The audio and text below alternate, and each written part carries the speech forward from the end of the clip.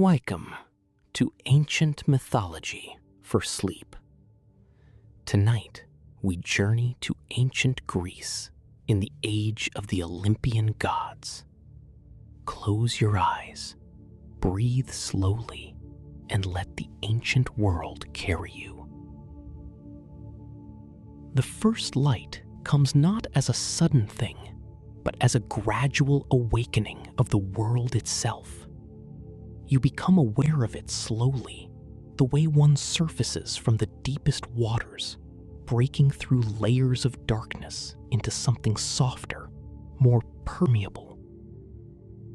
Your eyes open to a pale gold illumination that seems to emanate from everywhere and nowhere at once.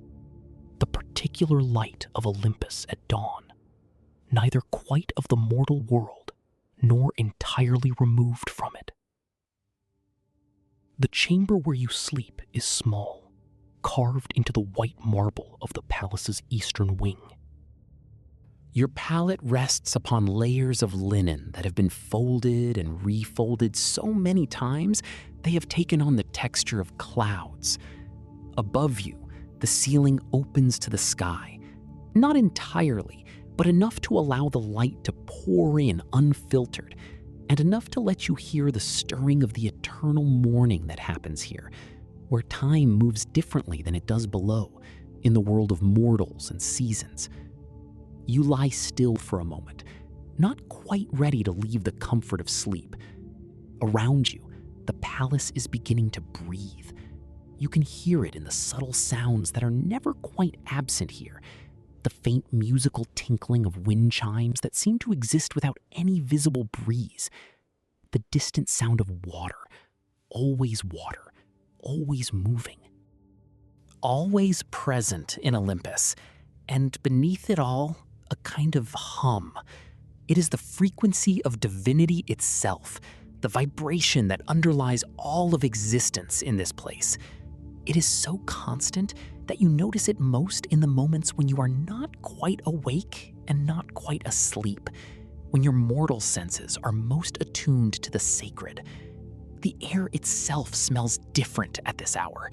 It carries the scent of night-blooming flowers from the palace gardens, flowers that bloom only under the stars and close their petals before the sun reaches its full height. The fragrance is cool and sweet, like something just at the edge of memory, delicate enough that breathing it in feels like drinking from a clear stream in the dark. It drifts around you in invisible ribbons, settling against your skin, filling your chest with each slow breath. There is also incense, sandalwood and myrrh, burning somewhere in a distant chamber where the priests of the morning have already begun their rituals. And underneath these pleasant scents, there is something else. The smell of marble dust and age, of centuries of sunlight baking into stone. A dry and ancient perfume that seems to emerge only when the sun is new. And as you listen, the palace breathes around you, and your own breath slows to match its rhythm. You rise gradually, allowing your body to adjust to the requirements of this day. Your feet touch the floor, cool marble, smooth beneath your soles from the countless footsteps of those who have served here before you. The sensation is grounding. It connects you to the long line of handmaidens who have woken in this same chamber, felt this same coolness, and begun this same sacred work. Your sleeping tunic is simple linen, undyed.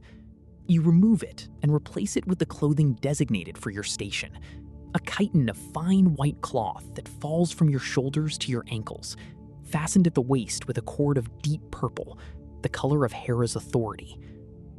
Over this, you drape a thin himitation, a shawl that can be adjusted and readjusted throughout the day as your duties require. The fabric is gossamer light, and it moves like it has a consciousness of its own, settling against your skin in a way that feels almost like a blessing. As you move through these morning preparations, there is a rhythm to it all. Not a hurried rhythm, but something deeper and more measured.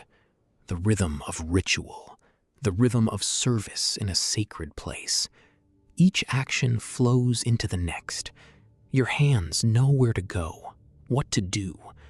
You have been here long enough that the movements have become almost meditative.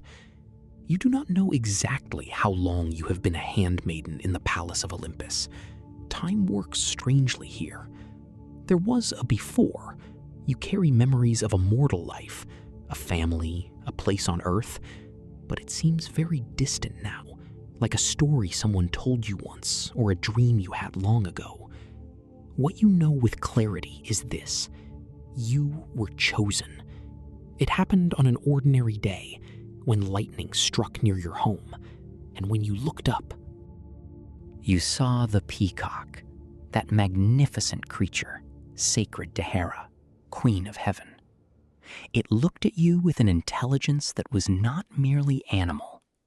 It spread its tail, and in the fan of its feathers, you saw a doorway. When you stepped through, you found yourself here. You feel yourself becoming heavier, your body sinking deeper into the quiet of this story, into the soft gold of this eternal morning. The other handmaidens are already moving through the palace corridors by the time you emerge from your chamber. You catch glimpses of them, young women like yourself, wrapped in their white and purple, going about the quiet business of the morning.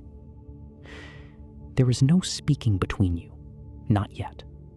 The morning rituals must be observed in silence. Or as close to silence as one can manage when moving through a place as vast and echoing as this palace. The main corridors are lined with columns of white marble that rise up and up, disappearing into distances that your eyes cannot quite follow. Sunlight streams through windows that seem to exist without walls, flooding everything with that same golden light. Your footsteps and the footsteps of the other handmaidens make soft sounds against the marble, the whisper of soul on stone, the faint rustle of cloth.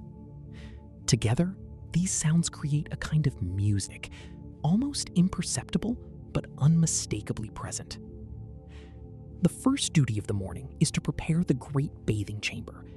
This is a task that requires the work of 4 handmaidens. And today, you are among those chosen.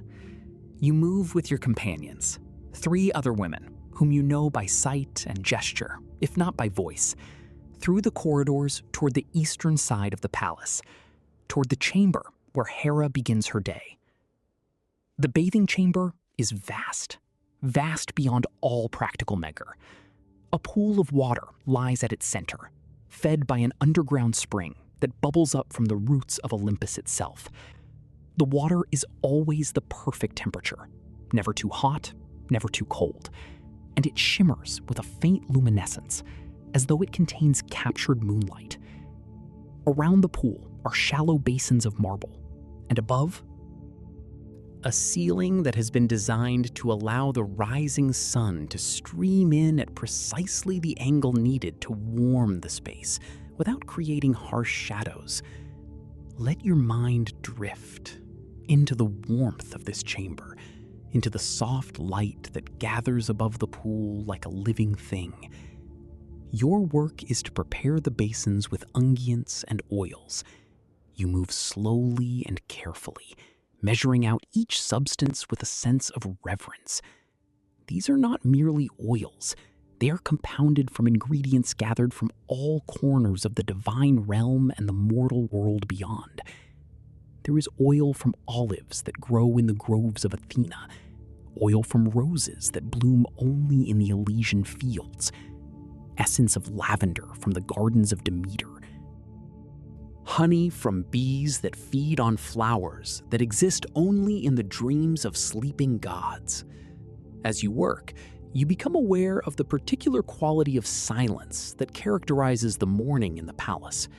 It is not an absence of sound, but rather a presence of quietness, a deliberate, intentional hush that seems to hang in the air like a held breath. In this silence, other sounds become more noticeable. You hear the distant call of birds, creatures that exist in the high places of Olympus, their songs strange and beautiful, nothing like the birds of the mortal world. You hear the soft splash of water as it flows from spring to pool, a sound so gentle it almost seems like the memory of a sound rather than a sound itself. And you hear, very faintly, the wind moving through the high places of the palace, carrying with it the scent of things you cannot quite name, the fragrance of divine spaces, of places where gods have walked, of the very air of immortality. As the sun rises higher, moving from its position at the eastern edge of the world toward the center of the sky, the quality of light in the bathing chamber begins to change. It becomes warmer, more golden. The water in the great pool begins to gleam more brightly, reflecting the light in patterns that seem to shift and dance of their own volition. You stand at the edge of this pool with the other handmaidens, waiting. Your work is done. Now comes the next stage of the morning ritual. She comes, though you do not hear her approach. This is always the way.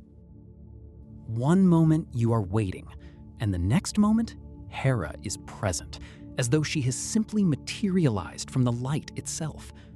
But you have learned not to look directly at her when she first appears. The glory of a god, even filtered through the familiar form of the Queen of Heaven, is not something the mortal eye can easily bear. So you lower your gaze, focusing instead on the marble at your feet, on the intricate patterns carved into its surface, patterns that depict peacocks and pomegranates, symbols of Hera's domain. The warmth surrounds you, the warmth of this golden chamber, this sacred morning, this place where time moves like water. But you sense her presence. How could you not? The air changes. It becomes charged, electric. As though a storm has entered the chamber, but a storm of stillness rather than chaos, a storm of pure authority and presence. The temperature shifts subtly. The light in the chamber seems to concentrate itself around her, as though the sun itself has noticed her and decided to shine more brightly in her immediate vicinity. Hera's voice, when she speaks, is not loud. It does not need to be. "You may look," she says, and her words carry the weight of command, but also something else, a kind of gentle permission, a grant of grace. You raise your eyes, and in that moment, you understand again why you were chosen, why any of you were chosen. Hera stands at the edge of the pool, and she is beautiful in a way that transcends mere physical form. She is tall. Her bearing regal, her golden hair braided and adorned with a crown that seems to be made of light itself. Her eyes are gray, like a winter sky, and they contain in them the knowledge of ages. She wears a robe of white and gold, and around her neck hangs a pendant of lapis lazuli, a stone the color of the sky at its deepest, darkest moment, the sky at the hour before dawn. But it is not her beauty that holds you, though it is beautiful beyond telling. It is something in her presence, something that speaks to the part of you that remembers why you agreed to leave the mortal world. She is not cruel, you have learned, though she is not soft. She is powerful, and that power is not something she hides or softens. She is exactly what she is. And she expects those around her to be exactly what they are as well. There is a kind of respect in that, a recognition. She does not treat her handmaidens with the casual indifference that mortals sometimes show to servants. She is aware of you. You matter. You exist in her world, and she sees you. The bathing ritual takes its time. You and the other handmaidens move through the motions with practiced grace. One of you stands with soft linens, ready to dry the queen when she emerges from the water. Another holds the oils, waiting to anoint her skin with the precious compounds you prepared this morning. A third arranges the flowers, fresh ones, brought from the eternal gardens, that will be scattered through her hair. You stand ready with the cloth that will be used to dress her after. Your role in this particular ritual, one of preparation and anticipation. There is nothing to do now but rest into the rhythm of this story. Let each moment carry you gently forward. Hera lowers herself into the water, and there is a sound like a sigh, though whether it comes from her or from the pool itself, you cannot tell. The water seems to embrace her, accepting her into itself. Steam rises from the surface in delicate spirals, carrying the scent of minerals and ancient things. She closes her eyes, and you realize that even a god can experience the simple pleasure of warm water, of release, of a moment of peace. The morning deepens. The sun continues its journey across the sky. And the light in the bathing chamber shifts and changes. There are moments when it seems almost liquid, pouring through the windows in golden streams. There are other moments when it seems to crystallize, becoming sharp and bright, full of a kind of crackling energy. You begin to understand that in Olympus, light itself is a living thing, responsive to the moods and movements of the gods. When Hera rises from the water, you move forward with the linens. The cloth is warm. Though you did not deliberately warm it, it is warm nonetheless, as though the divine realm itself has ensured it would be perfect for this moment. That warmth moves through the fabric and into your hands as you hold it open, a steady, gentle heat that seems to radiate outward. Softening the air around you, softening the edges of everything. You hold it open, and she steps into it, and for a moment, for just an instant, you are close enough to see the subtle details of her, the freckles across her shoulders, barely visible, the way her eyes shift from gray to almost blue in certain lights, the small scar on her collarbone that tells a story you will never know. The anointing comes next. You watch as one of your fellow handmaidens moves with ceremony, opening the vials of oil, allowing Hera to choose which scents she desires this day. She selects several: rose and sandalwood, honey and something else, something you cannot quite name, something that smells like the memory of rain on warm stone. These are blended together. And then the anointing begins. The handmaiden's hands moving in smooth, practiced strokes across Hera's skin, bringing the oil into being, allowing it to sink deep into the flesh, nourishing, perfuming, preparing. The flowers come next. Fresh blossoms are brought and arranged in Hera's hair, white flowers mostly, with touches of purple and gold.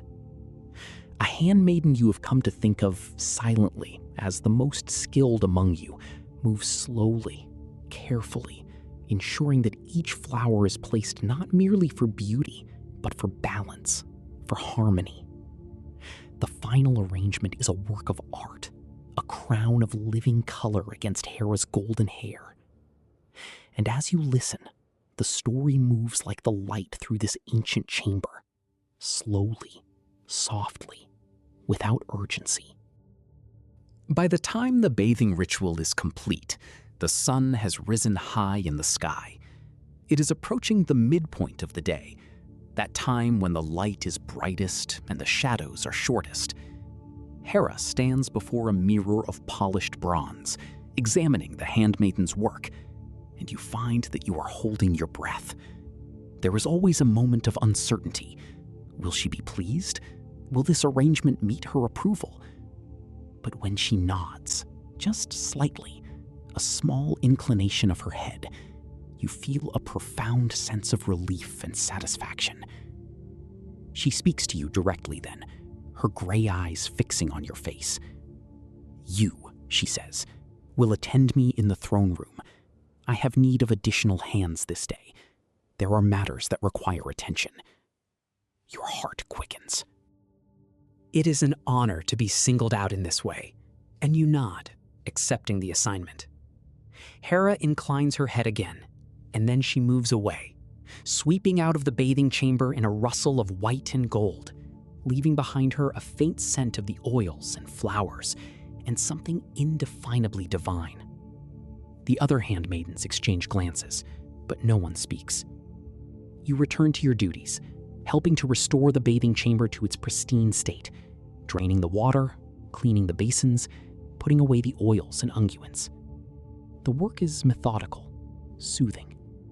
Your mind, though, is working ahead, wondering what awaits you in the throne room. What matters require the queen's attention on this particular day? By the time you are finished with the bathing chamber, the sun is approaching its zenith. You make your way back through the corridors toward the central part of the palace, toward the throne room, moving with a sense of purpose that is new to you. Usually, your work keeps you in the peripheral spaces, the bathing chambers, the gardens, the preparation rooms. To be called directly into the presence of Hera in her throne room is something else entirely. You feel yourself becoming heavier, your footsteps slow and steady, as you move deeper into the heart of this palace, deeper into this dream. The throne room is vast beyond measure. It is possible that it is larger than the entire city where you lived before you came here, though it is difficult to judge distance in the palace of Olympus.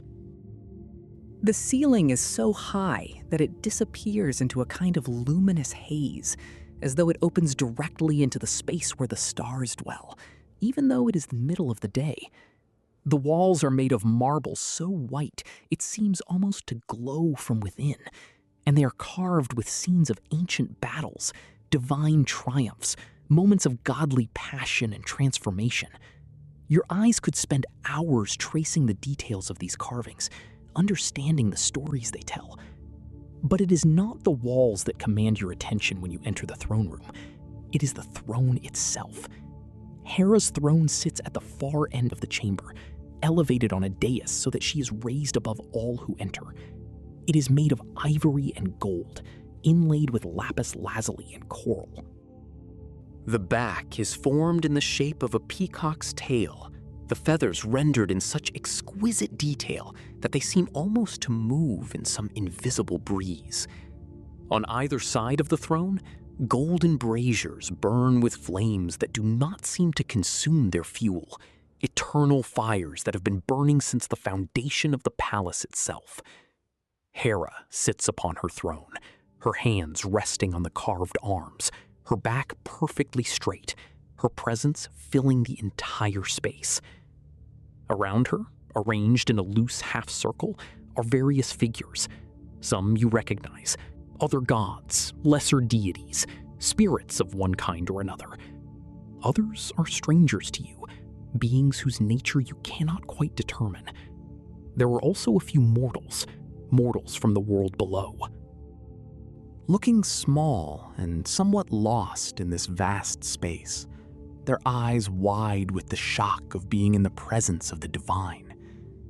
When you enter the throne room, Hera's eyes find you immediately. She gestures you forward with a small movement of one elegant hand. You walk across the marble floor, very aware of the sound your feet make, very aware that every eye in the chamber has shifted to regard you. The floor is warm beneath your feet, and as you move, you become aware of faint images in the marble itself, images that seem to shift and change as you pass, as though the very stone is alive, responding to movement and presence. The warmth surrounds you, rising up through the soles of your feet, through the marble, through the ancient stone of this eternal place. You come to stand at the base of the dais, a little to the left of the throne. Hera leans forward slightly, and her voice, when she speaks, is pitched so that only you can hear. "I may require you to fetch items from my private chambers," she says. "You will make note of what is here and be prepared to move quickly when called upon. Can you do this? Yes, great queen, you respond, your voice steady despite the rapid beating of your heart. Good, Hera says, and she settles back into her throne. Then you will remain here. And so you become part of the apparatus of the throne room, another element in the complex machinery of divine rule. You are not required to do anything at this moment, only to stand, to be present, to be ready.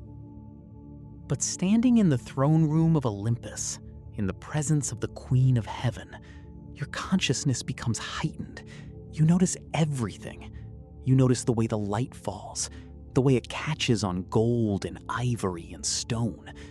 You notice the sounds, the whisper of divine voices, the crackle of the eternal flames in the braziers, the faint music that seems to emanate from somewhere in the vast heights of the chamber, a music that you have never quite been able to identify.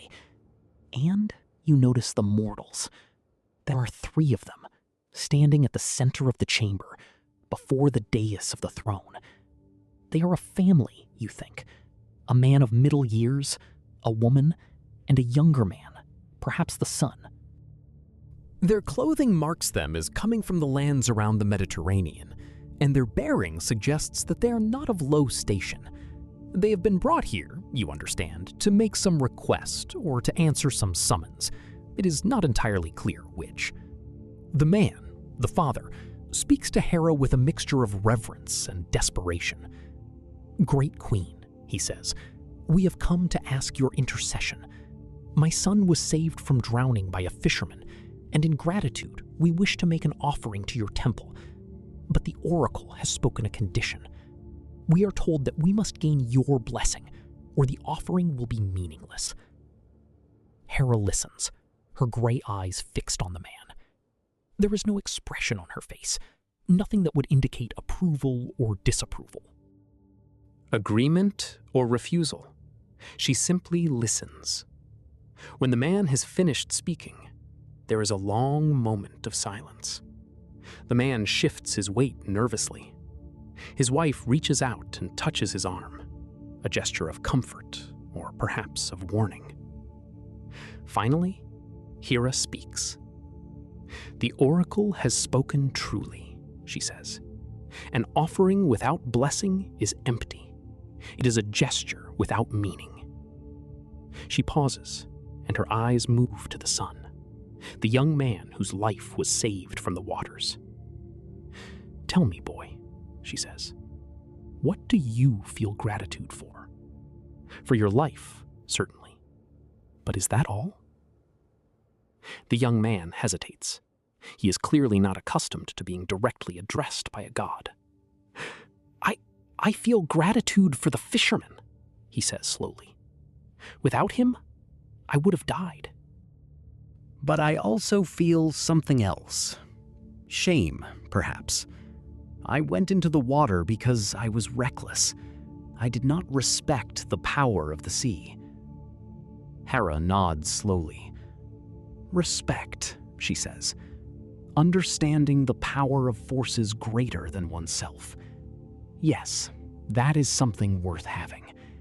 And that understanding, if you hold to it, if you allow it to shape how you move through the world, that is worth more than 1,000 offerings made without comprehension.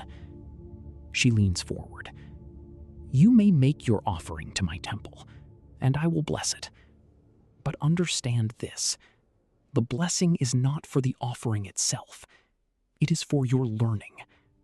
Continue to learn. Continue to understand your place in the world and the powers that govern it.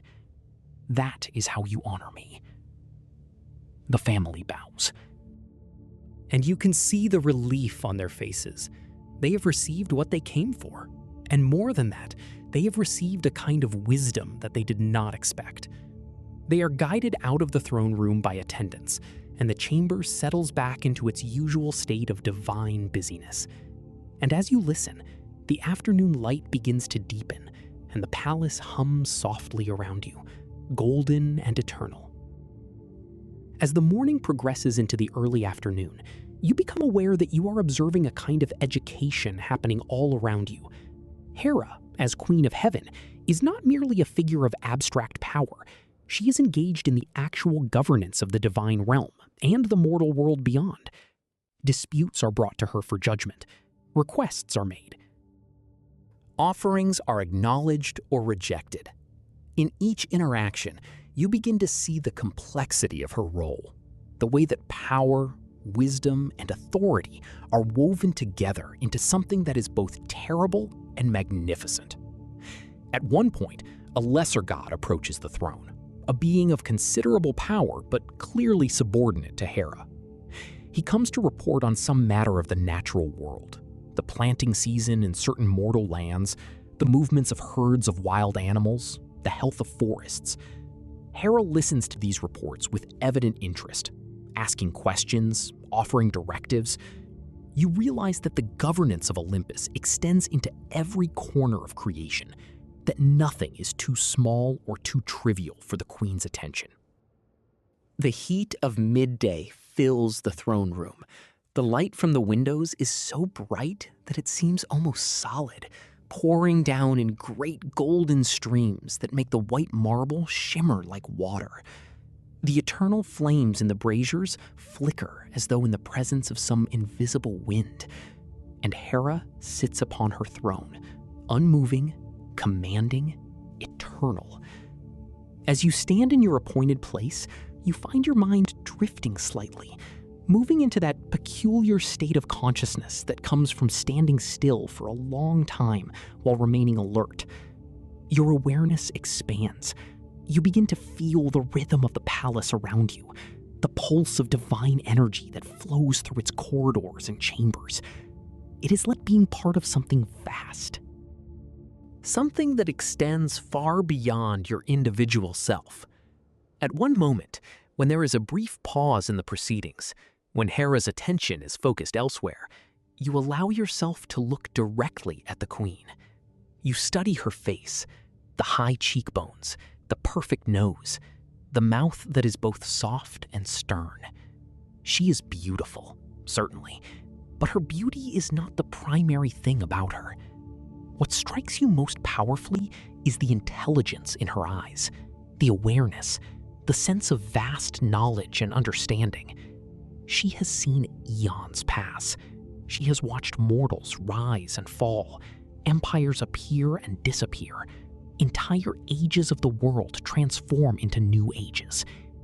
And despite this, or perhaps because of this, she remains engaged, interested, present. It occurs to you in this moment that you love her. Not in a romantic sense. You are far too aware of the vast gulf between your nature and hers for that. But in a deeper, more profound way. You love her because she is magnificent, because she is real, because she is exactly what she claims to be, and does not diminish herself or soften her nature for anyone's comfort. In the world you came from, you were taught to expect beauty to be gentle, to be soft, to be apologetic for its own existence. But Hera's beauty is unabashed. It is a statement of fact. It is there, and you can accept it or not, but she will not change it for you. As if sensing your gaze, Hera's eyes flick toward you. She regards you for just a moment, and you feel something pass between you. Not quite a smile, but an acknowledgement. She sees that you see her. And for a being as eternal and powerful as a god, perhaps that is what matters most. There is nothing to do now but rest and let this golden afternoon hold you, as it holds the palace, as it holds the eternal light of Olympus. The afternoon light shifts gradually, becoming less harsh, beginning its slow journey toward the golden quality of evening. Your feet have begun to ache slightly from standing, but you do not move. This is your duty, and in Olympus, duty is something sacred. You find, to your surprise, that the ache is not unpleasant. It is a reminder that you are present, that you are part of this world. That your physical form matters and has a role to play in the larger dance of things. Hera, noticing your slight shift in weight, makes a small gesture. Immediately, a cushioned stool appears. You do not see from where. It simply manifests, and she gestures you toward it. You bow and carefully sit, cradling your feet in relief while remaining alert and ready. This small kindness strikes you as significant. You are not being tested, not being evaluated. You are simply being acknowledged and allowed a small comfort while still being of service. As the sun reaches its highest point and begins its descent toward the western horizon, you begin to understand that you are approaching the end of your time in the throne room. The quality of light is changing, becoming warmer, more orangish. And with this change, you sense a shift in Hera's focus. The morning's business is nearly complete. Soon she will retire to her private chambers, and you will be released from your duties here. But for now, as the day reaches its apex, you rest in the presence of the Queen, in the heart of the palace of Olympus, surrounded by marble and gold and the eternal light of the divine realm. Your body is tired, but your mind is awake, more awake than you have ever been. And you understand, in a way that you never could have before, why you were chosen to be here.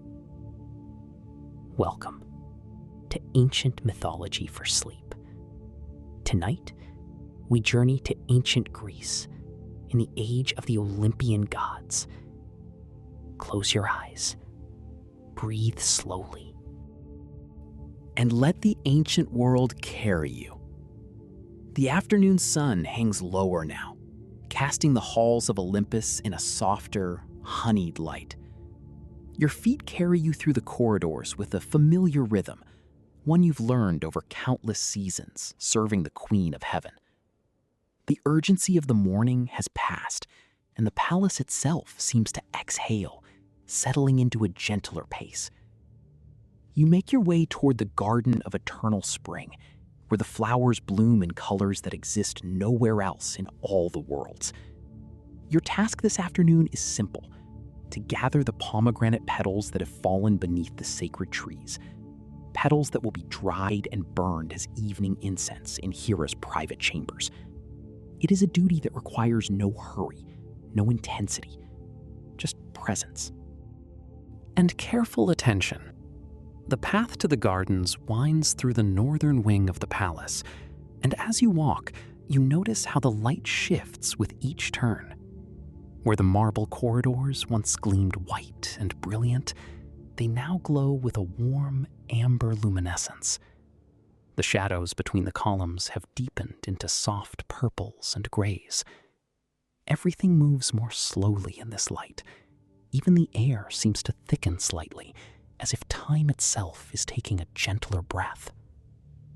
You pass through the courtyard, where earlier you saw Athena with her warriors. Now it is empty, save for a single white dove perched on the fountain's edge, its feathers catching the late sunlight. The water no longer splashes urgently, but moves in a quiet, meditative flow. The sound of it is like a lullaby, constant, predictable, soothing. You pause for just a moment to listen, and in that pause, you feel something release from your shoulders. The palace is teaching you its evening rhythm. And as you listen to the water, to the silence between sounds, let your body settle wherever you are resting right now. The Garden of Eternal Spring is even more beautiful than usual in this light. The flowers here never wilt, never fade. They exist in a state of perpetual bloom, defying the natural laws that govern the mortal world. But now, in the late afternoon, they seem to slow their growth, to settle into a kind of restful contentment. The pomegranate trees, with their dark, glossy leaves and crimson fruit, stand like patient guardians. Some of their blossoms have fallen, creating a soft carpet of deep red and coral on the ground beneath them. You kneel to begin your gathering, and immediately the fragrance surrounds you. It is floral and slightly sweet, with an underlying earthiness that grounds you completely to this moment.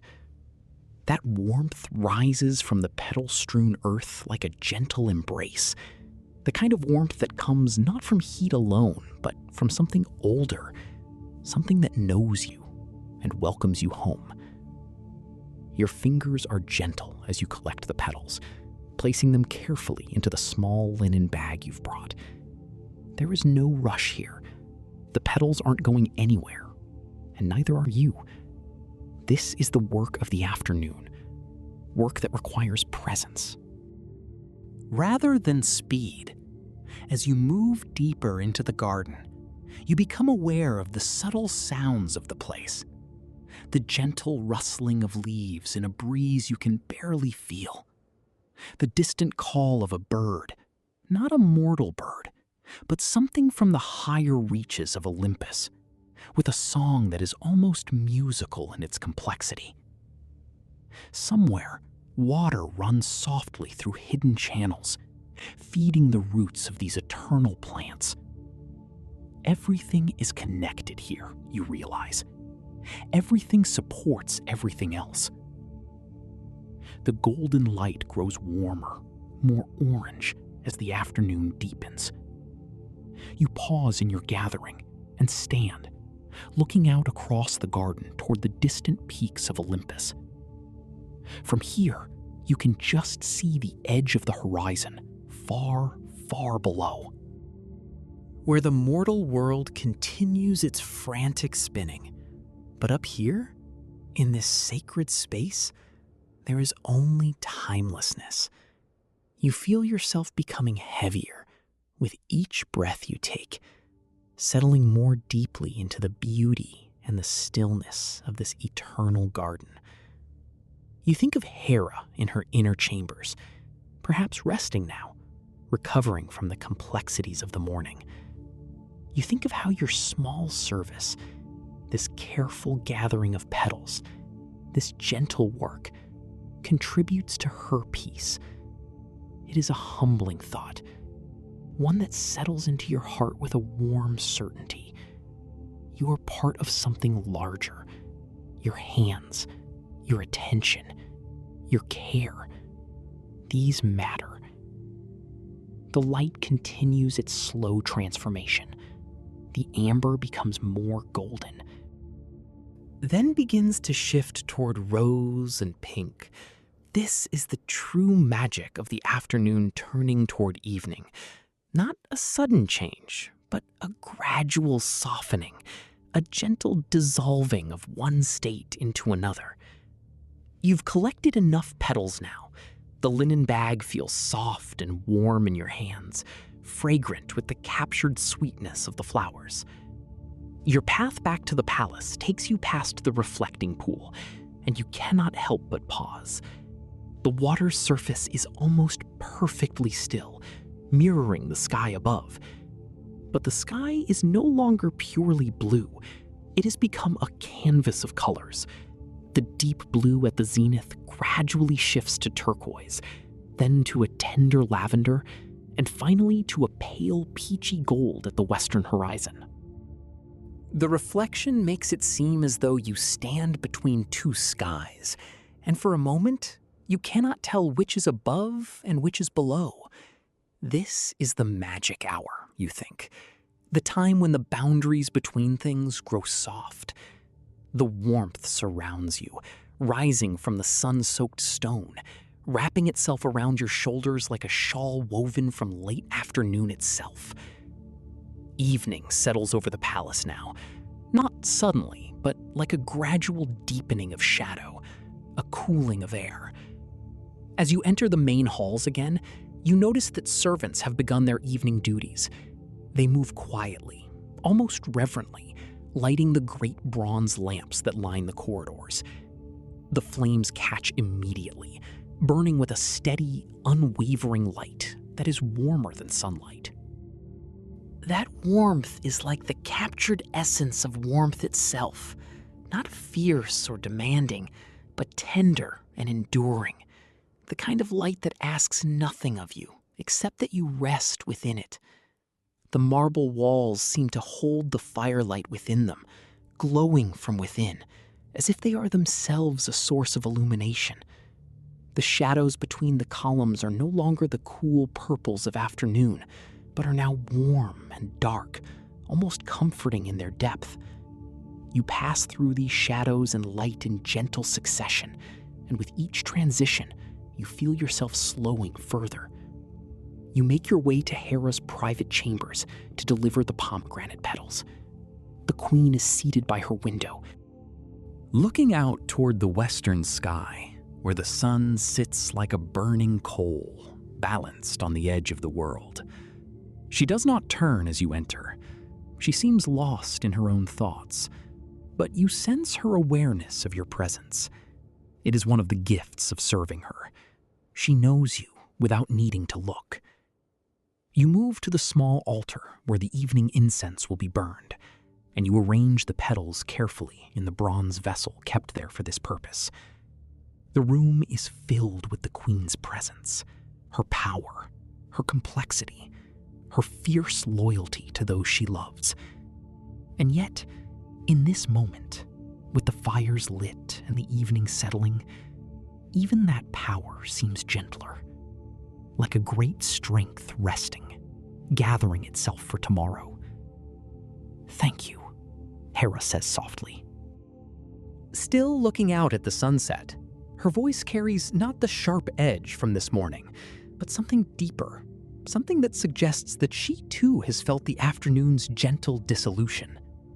"The flowers are beautiful this time of year." "They're always beautiful, my queen," you reply respectfully, but she smiles slightly at this. "Yes, but we notice them more at certain times, don't we? When the light changes, when we slow down enough to truly see." You bow and begin to withdraw, but her voice stops you. "Watch the sunset from the eastern balcony if you have a moment before your evening duties end. The view from there is instructive. About the nature of endings, I mean, and new beginnings." You nod and make your way out.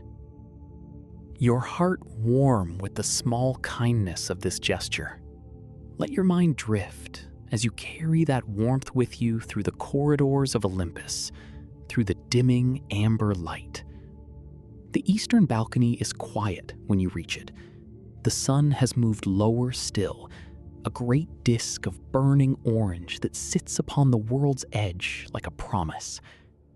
The sky around it is now a gradient of colors so rich, so varied, that it seems impossible that the world could contain them all.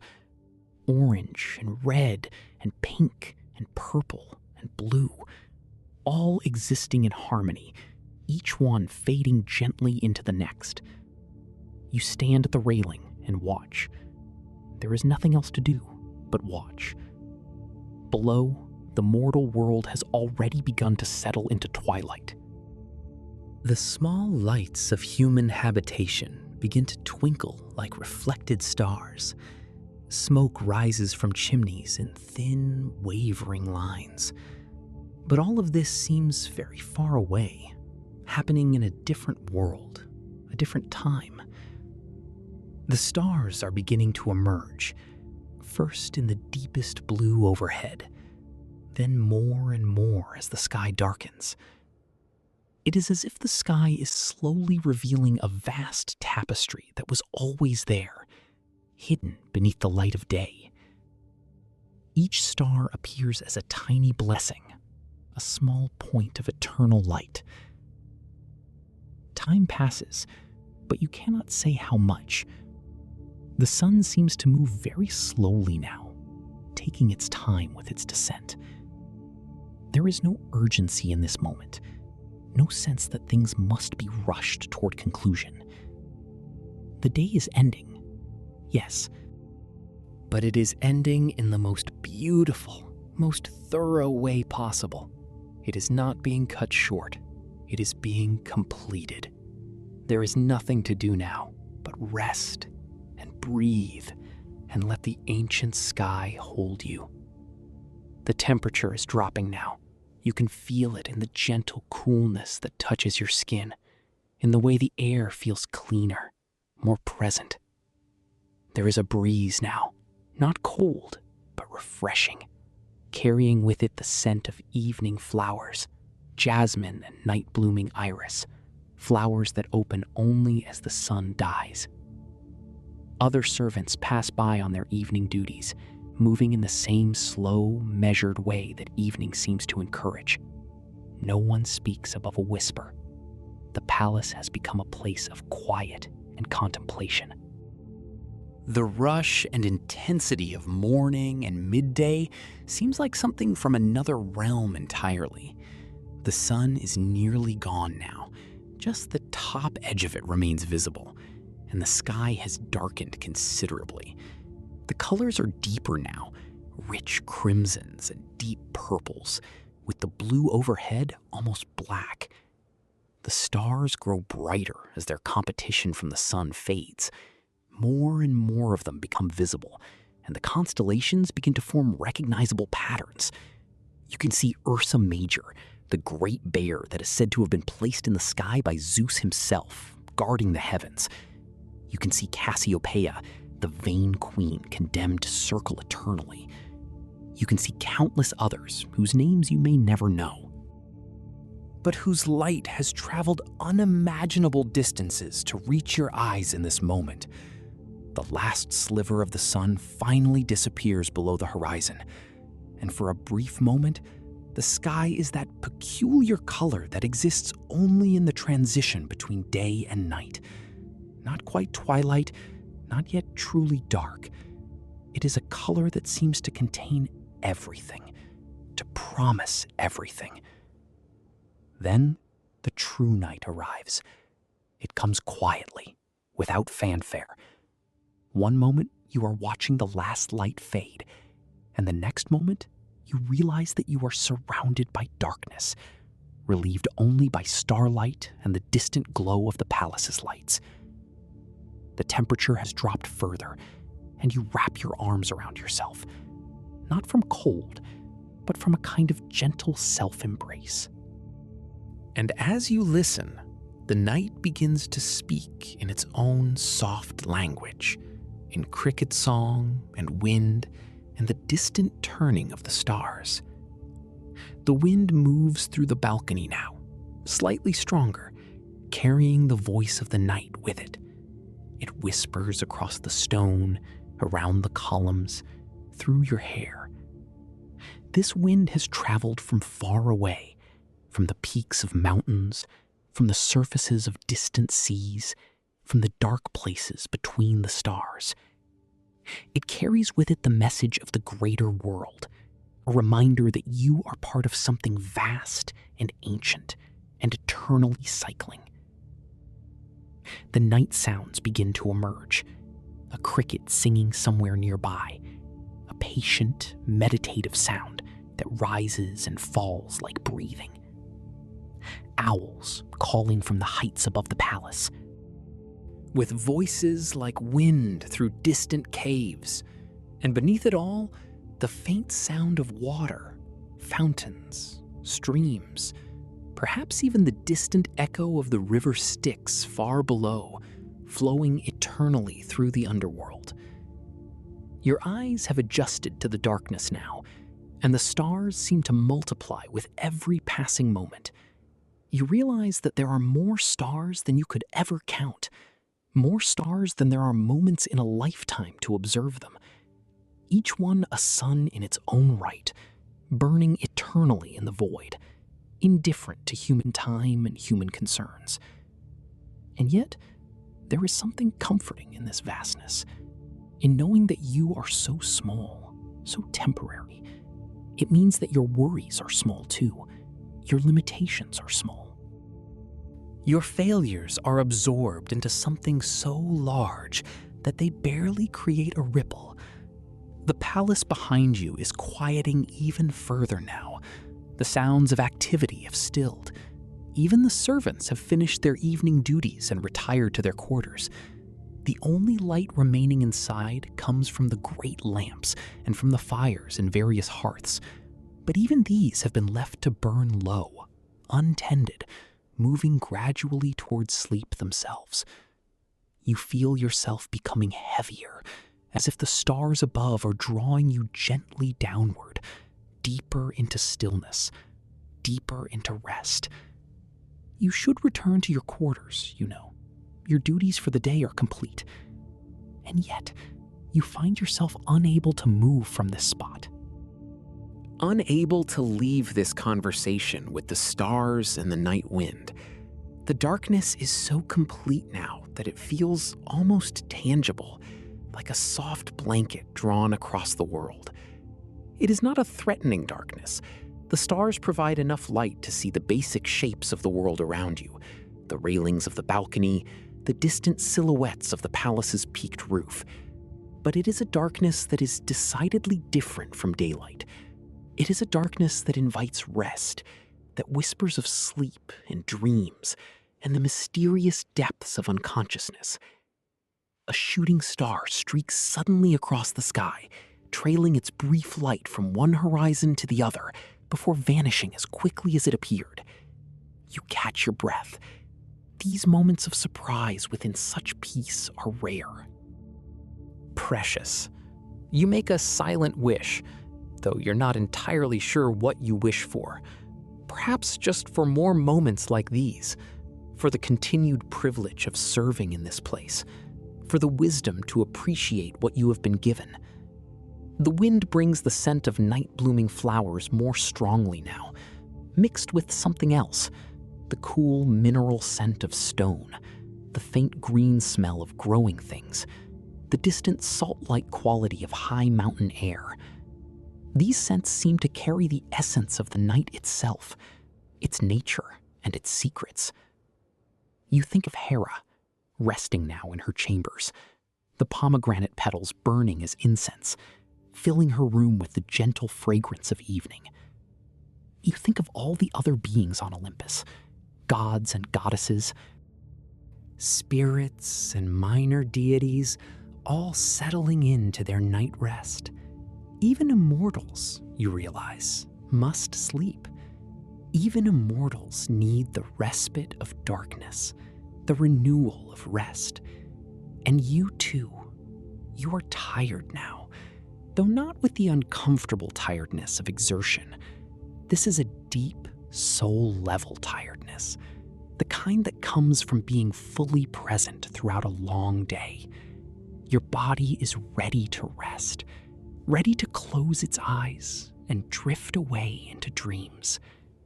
The warmth surrounds you, not from heat now, but from the enveloping tenderness of a world that is ready, like you, to lay itself down. The night deepens further. More stars become visible, so many now that they seem less like individual points of light and more like a continuous glow.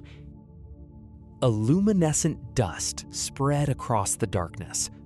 The Milky Way emerges in its full glory, a river of starlight flowing across the sky from horizon to horizon.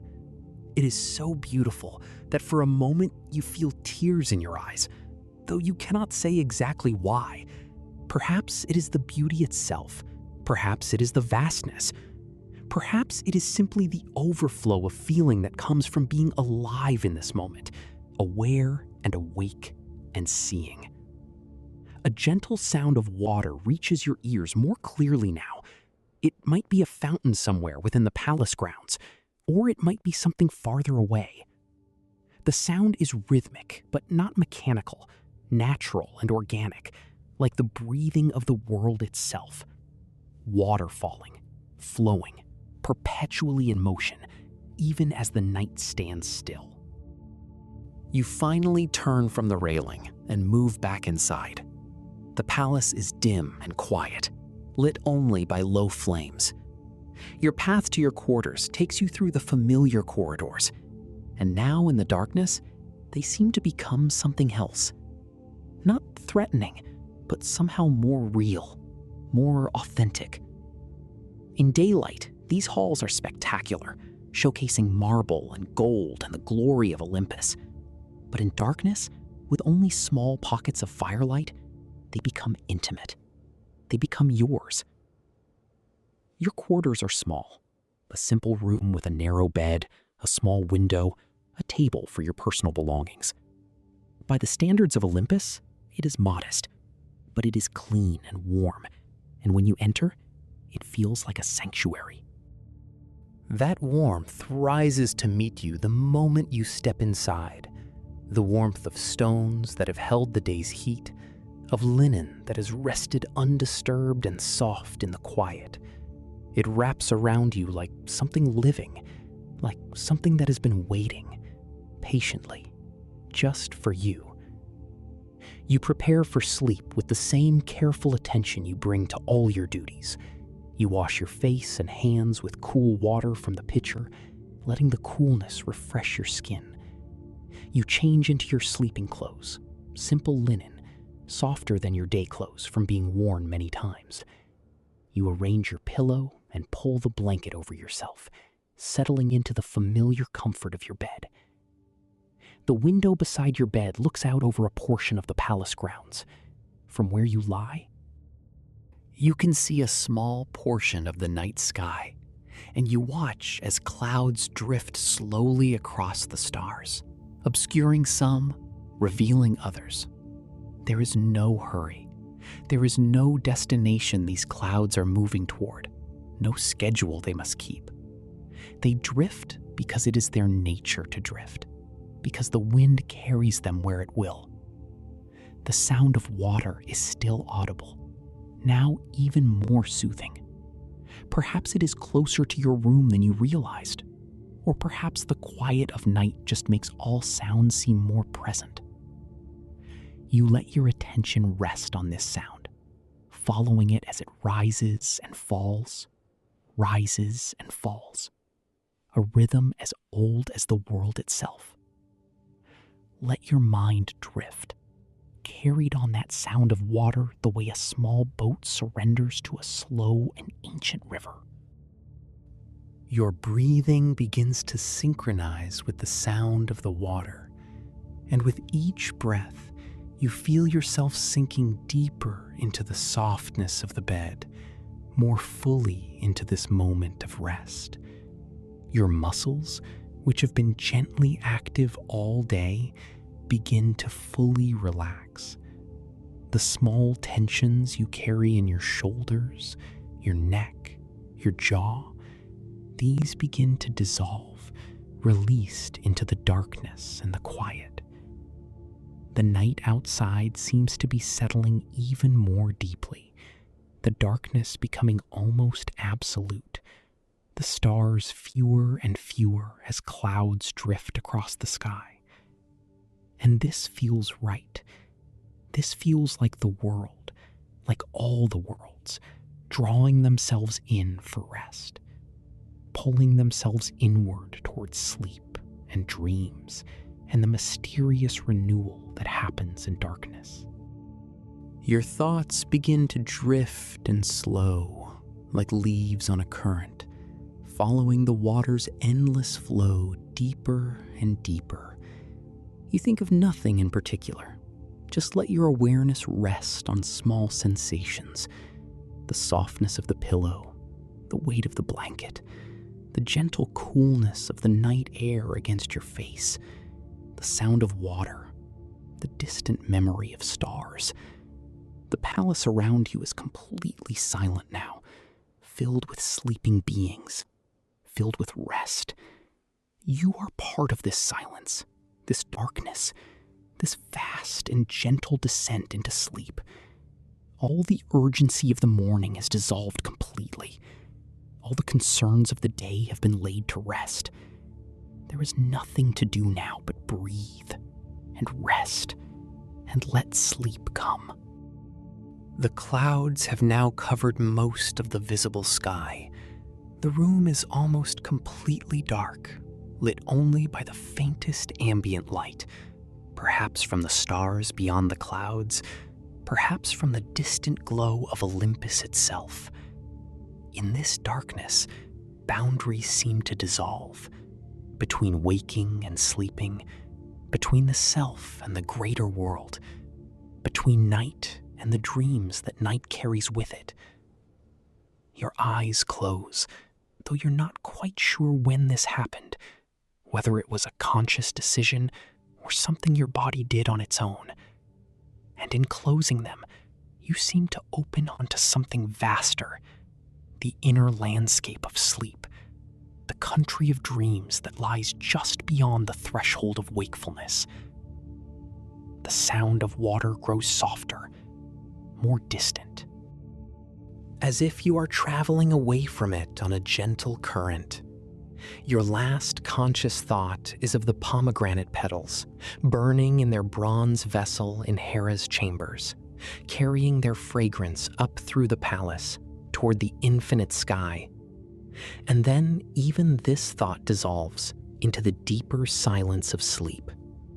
You rest now, fully and completely, in the heart of Olympus. The night watches over you with all its ancient wisdom, all its patient infinity of stars.